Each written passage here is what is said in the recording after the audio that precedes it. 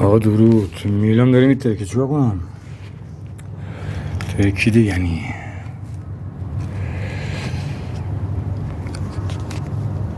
گلگشتی رو زدم اینجوری، ولی چی اشتباه کردم، این دستش رو درستایی نگرفتم، همینجوری سنبل زدم، بعد دیدم چیز خوبی در اومد. درس روزشو بگیرم، کسی تجربه داره بگی آقا دمش گرم. خانم آقایون کلمم نمیاد عوضشون کنم. جیگره منم ترکیدگی رو نگاه باید زنگ زنیم.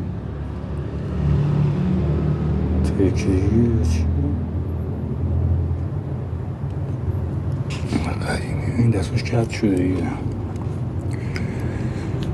خودم که نزدیک 120 سال بیشتر نیست باش بزنم، ولی قبلش نمیدونم 500 سال هست، 130 سال جهل من دارم میزنم.